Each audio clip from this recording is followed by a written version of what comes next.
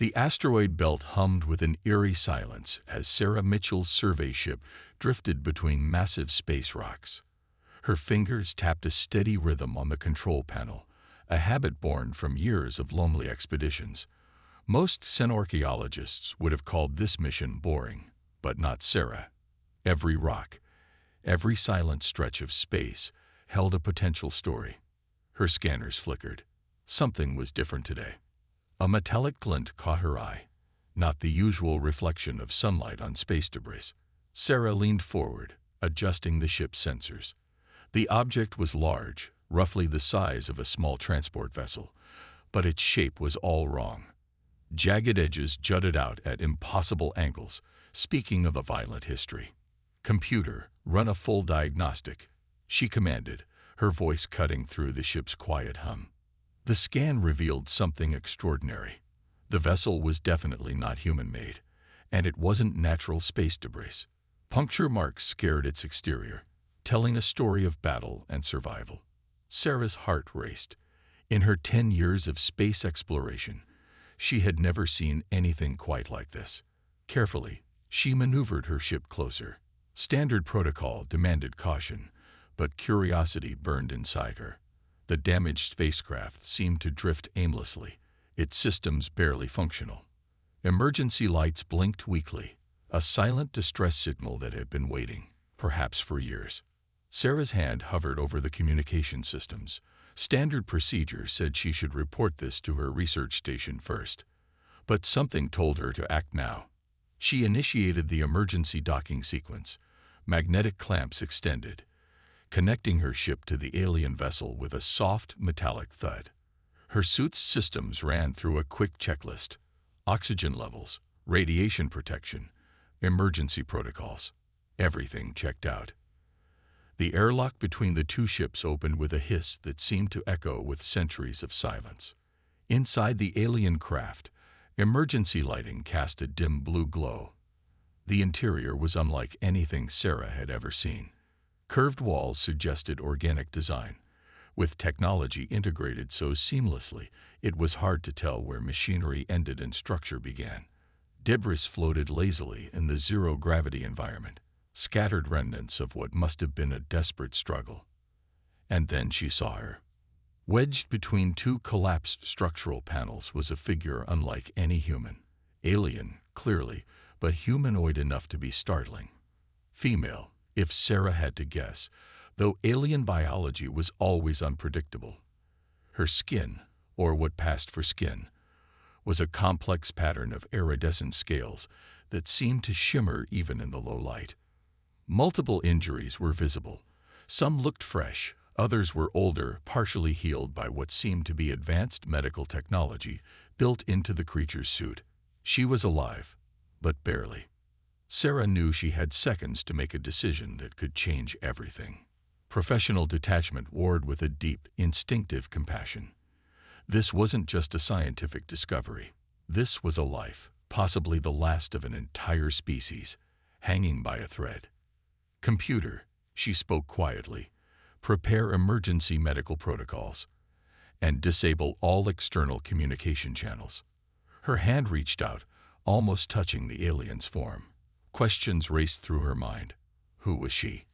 What happened to her ship? How had she survived? Little did Sarah know that this moment would mark the beginning of an adventure that would challenge everything she understood about humanity, about life, and about the vast, mysterious universe they call home. The alien's eyes flickered. Just for a moment, a spark of consciousness seemed to recognize Sarah's presence. First contact had never looked quite like this. The medical bay of Sarah's research ship hummed with soft, rhythmic sounds. Monitoring equipment surrounded the alien, its delicate sensors tracking vital signs that were anything but familiar. Sarah watched carefully, her coffee growing cold beside her as hours stretched into a day of silent observation. The alien's body was a marvel of biological engineering. Where a human would have succumbed to injuries, she seemed to be slowly, but steadily, healing. Patches of her iridescent skin knitted together, revealing intricate patterns that looked almost like circuitry. Advanced healing technology, Sarah realized, was literally part of her biology. A sudden movement caught Sarah's attention. The alien's hand twitched, fingers flexing in a way that suggested returning consciousness. Sarah leaned forward, her heart racing. First contact protocols ran through her mind, but they seemed woefully inadequate for this moment. Slowly, impossibly, the alien's eyes opened. They were not like human eyes. Multilayered, with depths that seemed to shift between colors, deep purple to metallic silver, then back again. Intelligence blazed within those eyes, sharp and calculating. For a moment, Sarah felt like prey under a predator's gaze. Then, something unexpected happened. The alien spoke, not in words, exactly, but in a series of complex bioelectric pulses that the ship's advanced communication systems struggled to translate. Sarah watched in fascination as holographic text began to form, flickering and unstable. Survival. Protocol. Compromised. The translation read. Sarah chose her words carefully. "You're safe," she said slowly, pointing to herself. "I'm Sarah. I found your ship in the asteroid belt." The alien's response came in another burst of bioelectric communication. The translation was fragmented but clear enough. Helix. Last. Pursued. Fragments of a larger story began to emerge. The alien, who the translation systems now identified as Zorak, was indeed the last of her kind. A species called the Helix, once technologically advanced, now reduced to a single survivor. Her ship bore the scars of a massive conflict, evidence of a desperate escape. Sarah's medical training kicked in. She approached carefully, showing her hands to demonstrate she meant no harm. "You're injured. I can help you." Zorak's response was unexpected. A small device emerged from her suit, a data crystal that projected a three-dimensional star map. Entire star systems were marked in red, indicating destruction. One species was consistently present in these marked zones of conflict. The convergence, the projection suggested, was responsible for the Helix's near extinction. Sarah understood then that this was more than a medical rescue. This was a potential key to understanding threats beyond human knowledge.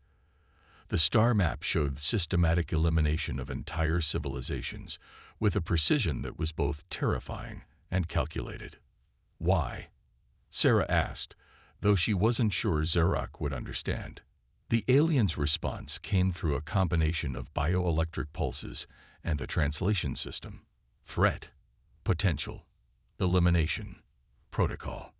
It was clear that the convergence saw other species as potential competitors to be removed, not as potential allies or civilizations to be understood.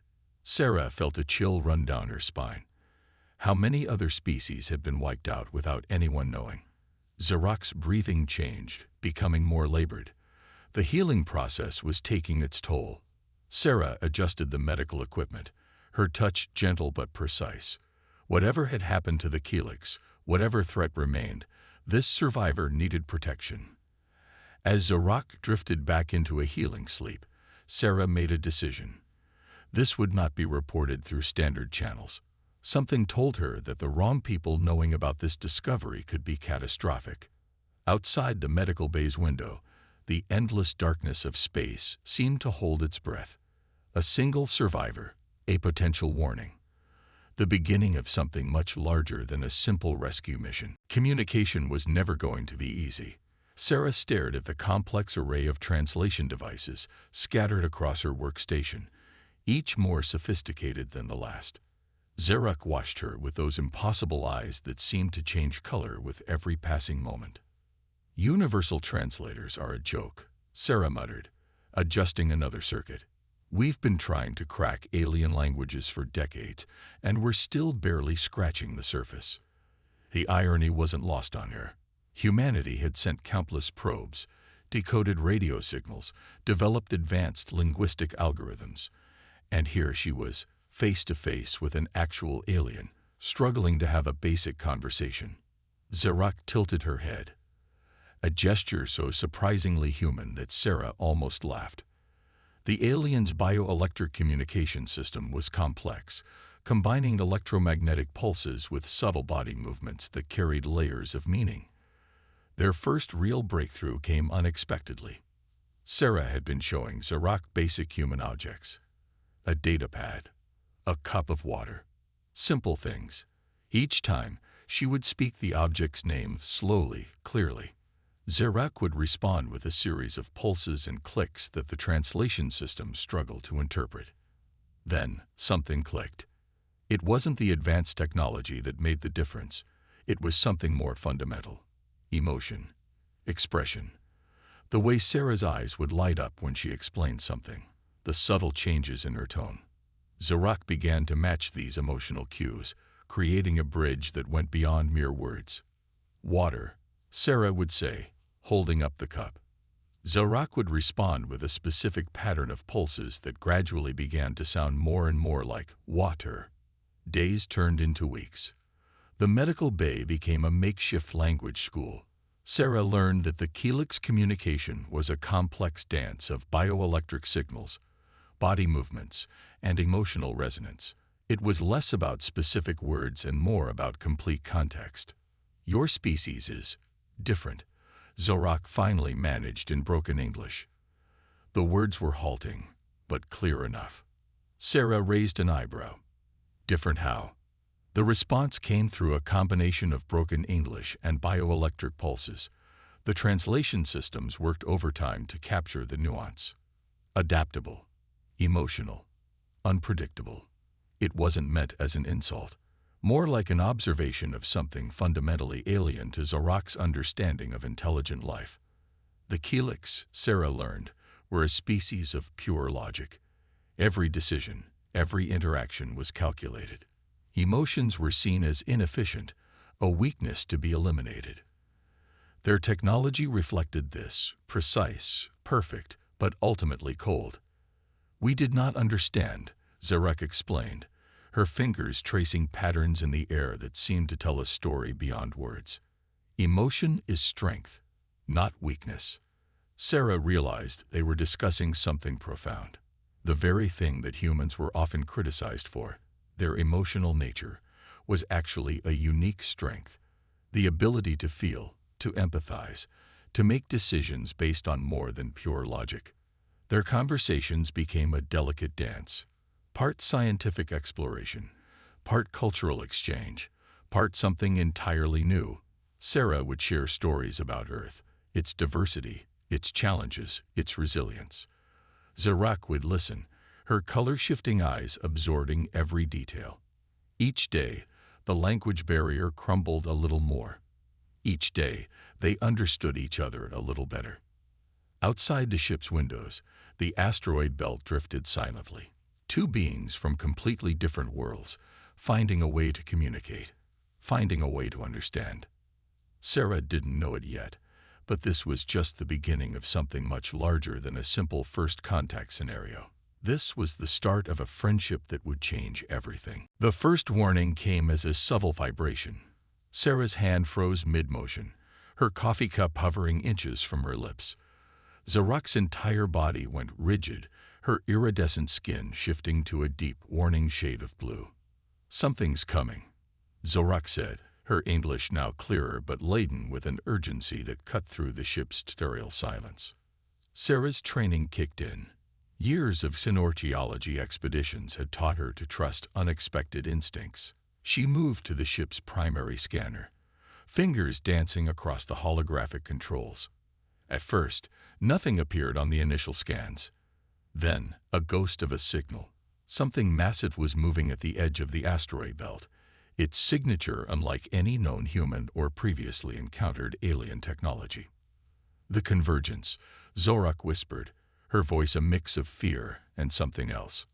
Determination. The ship's AI began to ping with increasing urgency. Proximity alerts flashed red, then deeper crimson. Whatever was approaching was big, really big. Sarah pulled up the detailed scanner readings.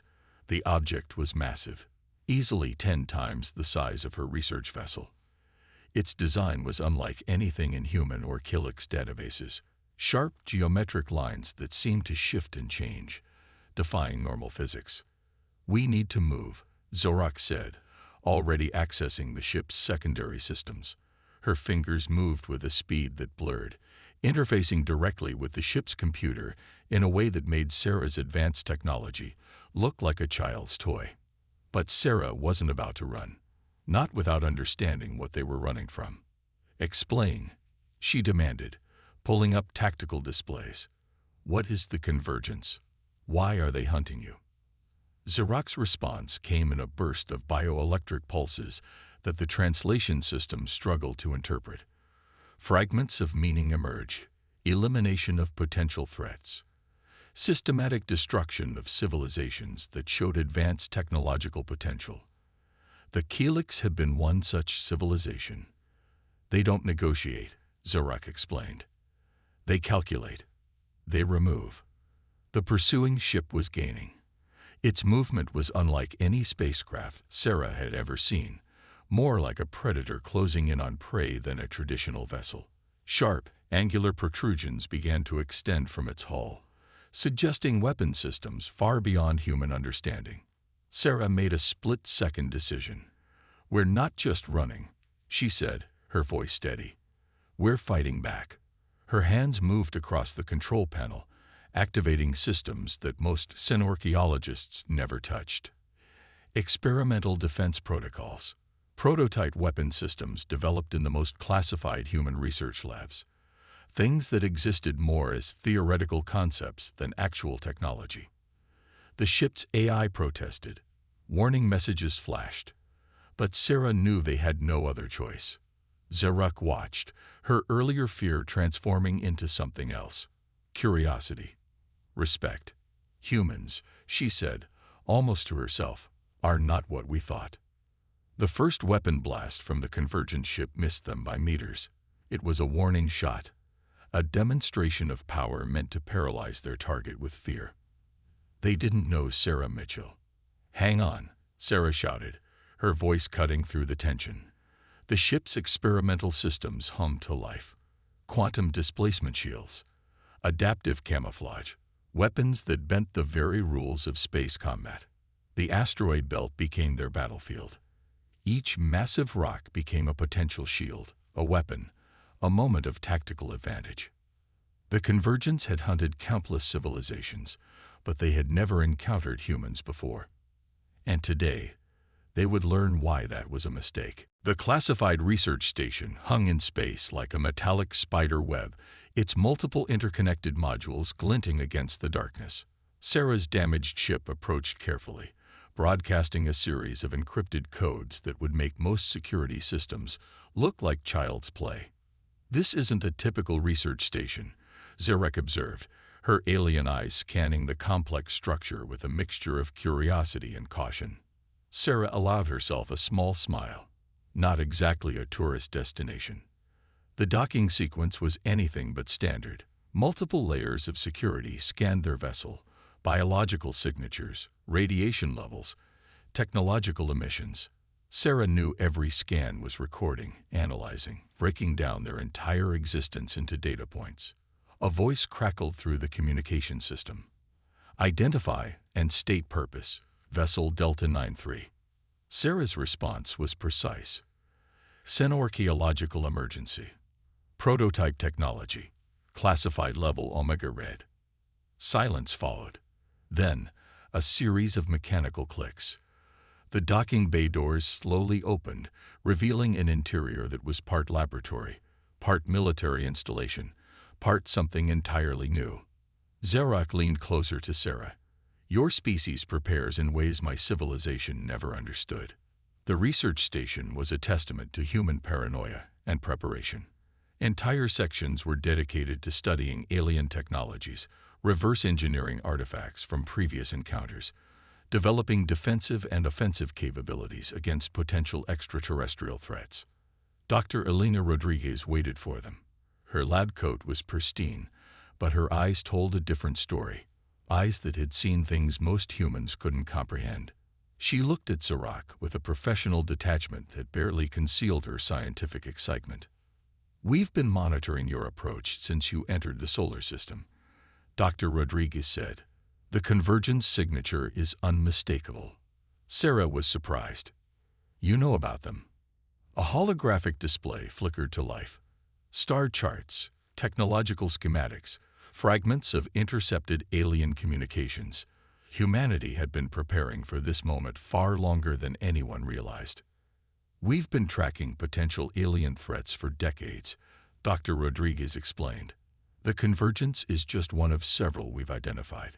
Your friend here, she nodded toward Zerak, is living proof of what we've suspected. The station was a marvel of human innovation. Sections were dedicated to studying technologies from various alien artifacts. Adaptive shields that could reconfigure themselves, quantum communication systems, weapons that defied current scientific understanding. Zerak moved through the station, her alien senses picking up details humans would miss. You don't just defend, she said. You learn. You adapt. It was more than observation. It was a revelation. Humanity wasn't waiting to be conquered. They were preparing, studying, understanding. Every artifact, every piece of alien technology was a potential weapon, a potential defense. Dr. Rodriguez showed them a special section, a vault of technologies reverse-engineered from various alien encounters. Some looked like they belonged in a science fiction movie. Others were deceptively simple, yet incredibly advanced. We've been collecting these for years, she explained. Every encounter, every artifact tells a story. And we listen. Sarah understood then what made humans different. It wasn't just technological capability. It was curiosity. The ability to look at something completely alien and see not a threat, but a puzzle to be solved. Zerak watched the displays, her color-shifting skin reflecting the holographic information. For the first time since Sarah had found her, the alien looked something close to hopeful. The convergence was coming, but humanity was ready. And they were anything but defenseless. The conference room was unlike any meeting space Zerak had ever seen. Holographic displays flickered with star charts, tactical simulations, and streams of data that seemed to dance between multiple dimensions. Sarah stood beside her, a silent sentinel of support. Dr. Rodriguez activated the primary display. The convergence isn't just a threat, she began. They're a systematic elimination protocol. Zerak's body shifted color. A reaction the researchers had learned was her version of intense concentration. Her fingers traced patterns in the air, interfacing with the holographic data. Your civilization, she said to the human researchers, does not think like any species we have encountered. The display showed a chilling pattern. Star systems marked in various colors, red for completely destroyed, yellow for systems under observation, green for potential targets. The convergence moved with mathematical precision, eliminating civilizations before they could become potential competitors. Most species, Dr. Rodriguez explained, would see this and panic, develop defensive technologies, retreat. A new simulation began. It showed humanity's approach, something entirely different. Instead of pure defense, humans were studying, adapting, preparing to attack. Sarah stepped forward. We don't just want to survive. We want to understand. The researchers showed classified data that made Zerak's alien physiology react with what could only be described as shock. Humanity had been collecting alien technologies for decades, not just studying them, actively learning from them, integrating them, understanding their fundamental principles. The convergence calculates threat based on technological potential, one researcher explained. They eliminate species before they can become competitors, but they don't understand adaptation. Zerak's translation device struggled to capture the nuance. Humans didn't just develop technology. They reimagined it. They took concepts from completely different sources and transformed them into something new. A series of holographic demonstrations showed human innovation. Alien communication technologies merged with human creativity. Defensive systems that could reconfigure themselves in milliseconds. Weapons that used principles the convergence had never encountered. Your species sees problems as puzzles, Zerak said, her voice a mix of wonder and realization. not as threats to be eliminated. Dr. Rodriguez pulled up a final display. It showed the projected path of the convergence through multiple star systems, civilizations reduced to mathematical probabilities. Cold, efficient, ruthless. We're not just preparing to defend, Sarah said. We're preparing to fight back. The researchers showed something extraordinary. Humanity had been collecting data from every alien encounter for decades. Each artifact, each piece of technology was a potential weapon. They weren't just collecting. They were learning, adapting, evolving. Zarek realized something profound. The convergence saw potential threats through a narrow lens of technological capability. They couldn't comprehend a species that sought every challenge as an opportunity to grow, to learn, to transform. Your unpredictability, she said, is your greatest weapon. The display shifted. Tactical simulations showed human strategies that defied normal military logic. Approaches that were emotional, creative, completely irrational, and therefore impossible for a purely logical system to predict. We don't just fight, one researcher said. We innovate. Outside the conference room, the research station continued its silent preparation. Humanity was getting ready, not just to survive, but to challenge an enemy that had destroyed countless civilizations. The convergence was coming, but they had no idea what they were about to face. The modified research ship looked nothing like a standard human vessel. Panels of alien technology integrated with experimental human systems created a hybrid that would have made any standard engineering manual obsolete. Sarah stood on the bridge, her hands steady on the controls that seemed to pulse with a life of their own. Zarek watched the preparation with a mixture of fascination and growing respect. Your species does not think in straight lines, she observed. That's the point, Sarah replied, a slight smile playing on her lips. Dr. Rodriguez had spent weeks preparing this moment. The ship was more than a weapon. It was a statement. Pieces of Killick's technology, fragments of intercepted convergence signals, and pure human ingenuity merged into something entirely new. The convergence calculates, one of the researchers explained. They analyze probabilities. They predict outcomes. Sarah's fingers danced across the control panel. The ship's systems responded in ways that defied traditional understanding. Adaptive camouflage that didn't just hide the ship, but actively confused sensor systems. Weapon configurations that could change mid-battle. The plan was audacious. They weren't going to run. They were going to hunt. Zarek interfaced with the ship's systems, her bioelectric pulses merging with the ship's computer in a way that no standard technology could manage. Her knowledge of the convergence, combined with human creativity, created something unprecedented. They will expect defensive maneuvers, Zarek explained. We will give them something else entirely. The first stage of their plan was psychological warfare. The ship would appear vulnerable, a tempting target, but nothing was as it seemed. Each system was a trap, each seemingly weak point a potential weapon. Sarah pulled up the tactical display. The convergence ship was massive, a geometric nightmare of sharp angles and impossible technologies. It had destroyed civilizations without mercy, calculating each encounter with cold precision. We're not trying to win a traditional battle, Sarah told her team. We're trying to break their understanding of warfare.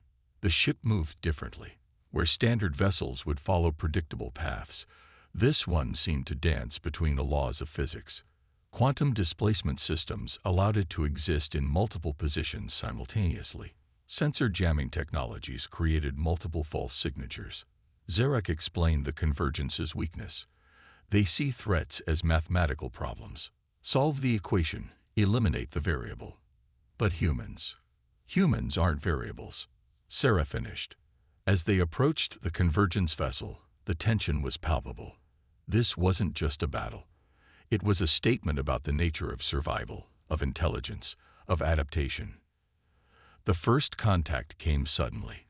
Convergence weapon systems fired.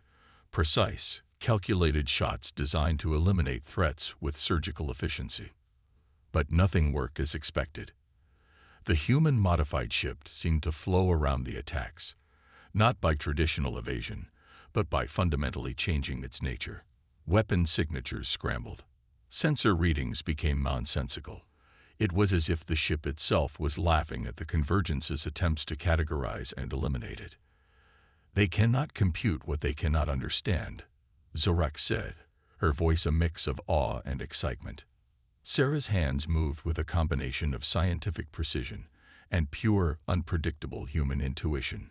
Each movement was a challenge to the Convergence's understanding of warfare. "We're not just fighting," she muttered. "We're rewriting the rules." The battle had begun, but this was more than a conflict between ships.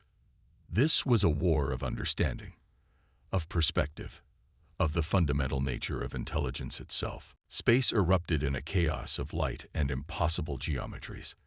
The convergent ship, a massive construct of angular perfection, found itself fighting an enemy that defied every calculation in its vast database. Sarah's ship moved like nothing the Convergence had ever encountered. It wasn't just evading, it was transforming. Weapon systems that should have obliterated them passed through multiple ghost images. The ship's adaptive camouflage didn't just hide, it actively confused, creating false signatures that split the Convergence's targeting systems. "They're trying to categorize us," Sarah observed, her fingers dancing across interfaces that merged alien and human technologies. "But we refuse to be categorized." The battle was psychological as much as physical. Each time the Convergence launched an attack, the human ship responded in ways that broke fundamental rules of combat. Quantum displacement systems allowed it to exist in multiple positions simultaneously. Sensor jamming technologies created a nightmare of false readings. Sarah's voice was calm, almost conversational. "Redirect power to quantum absorption grid," she commanded. Her team moved with a precision that seemed almost telepathic. The Convergent ship's weapons were designed to eliminate threats with mathematical precision. Laser-like energy beams that could slice through planetary defenses. Gravitational disruptors that could tear apart molecular structures. But nothing worked as expected. The human ship didn't just defend. It absorbed, transformed, learned.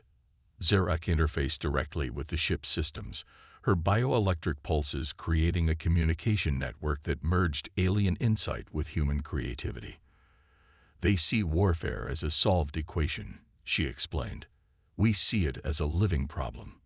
Pieces of Convergence weapon technology were being analyzed in real time, not just blocked, but understood, adapted.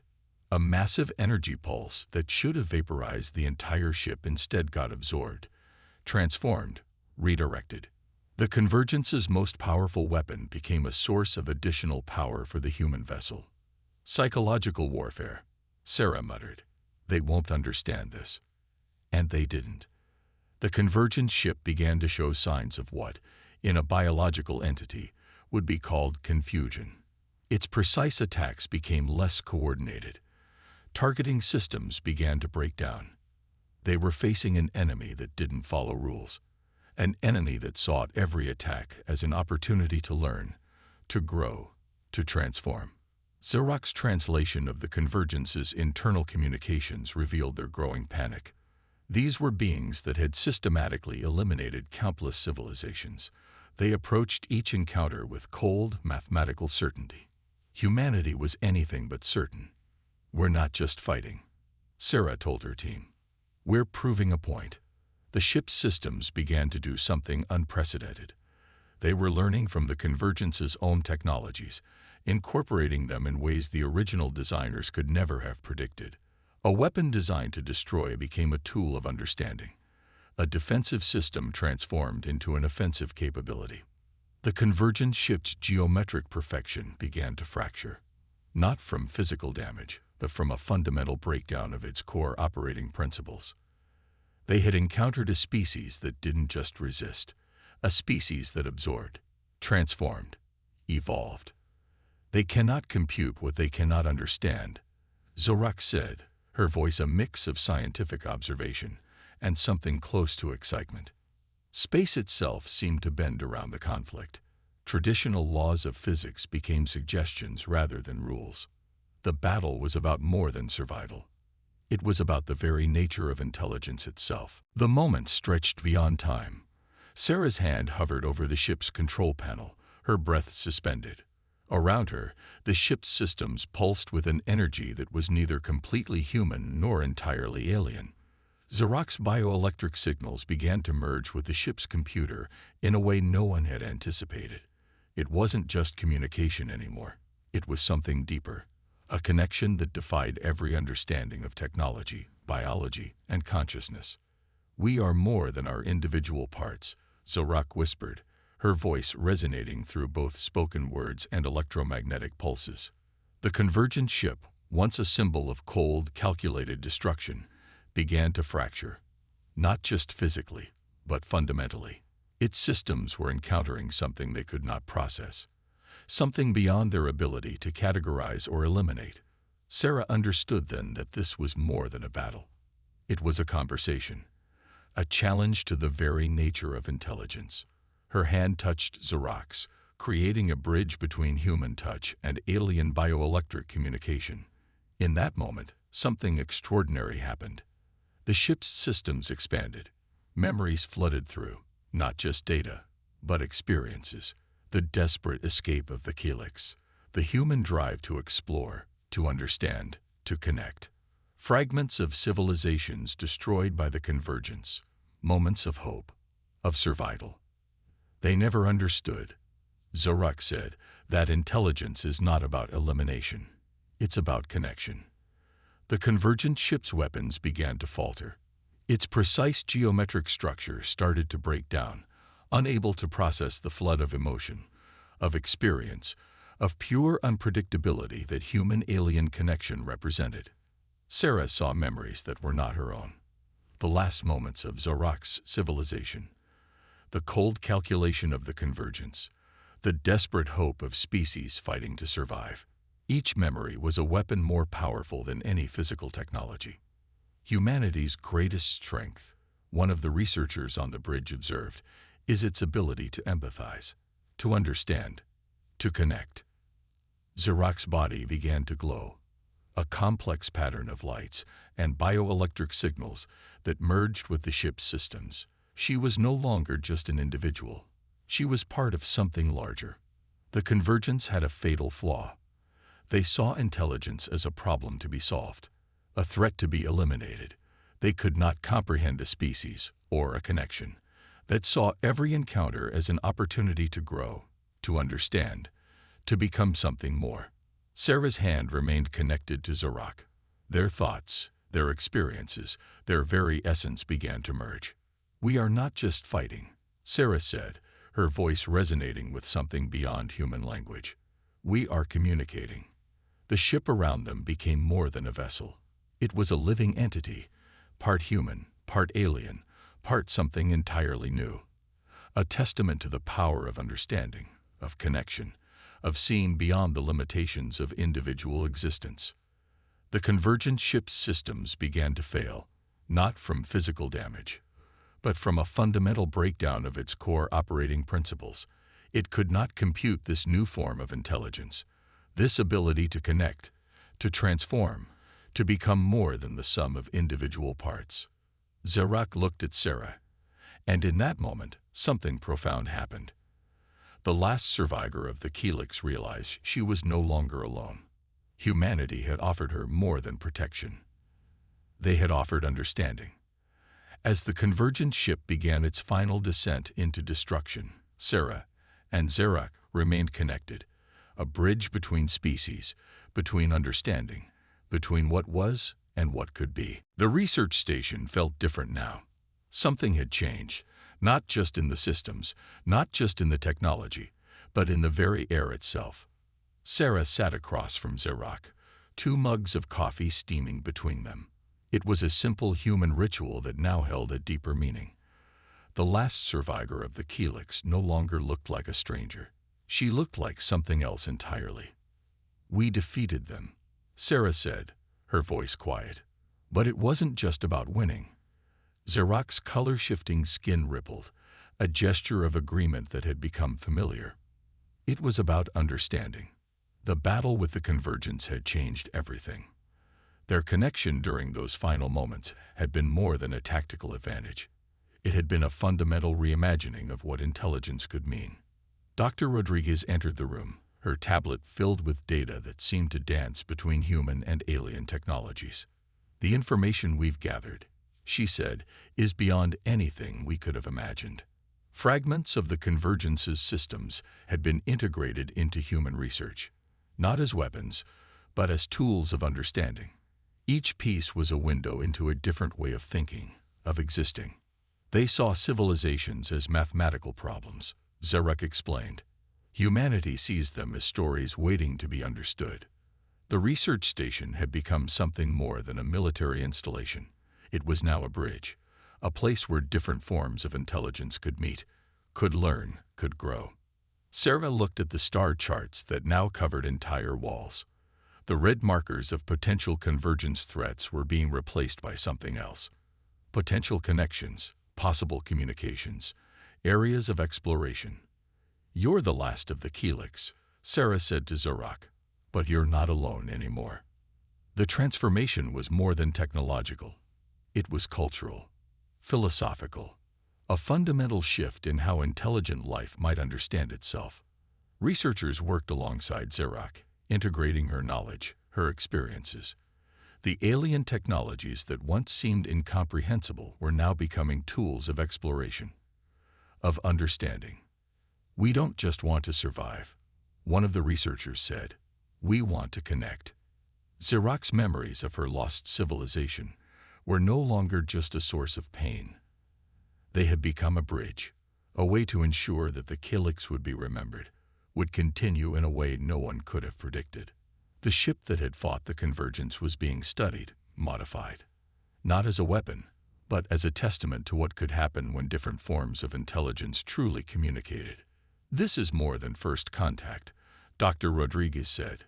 "This is first understanding." Outside the station's windows, the vastness of space seemed different. No longer a place of potential threats, but a canvas of possibility, of potential connections waiting to be made. Sarah watched Zarak interface with the research systems. The aliens' bioelectric signals merged seamlessly with human technologies, creating something entirely new, something that defied simple categorization. "We are not just surviving," Zarak said, her voice a combination of spoken words and electromagnetic pulses. "We are becoming." The last survivor of the Helix was no longer alone. Humanity had offered more than protection. They had offered a future. As the research station continued its work, one thing became clear. The battle with the Convergence was over. But something much more important was just beginning. A new way of understanding. A new way of existing. A universe of possibilities.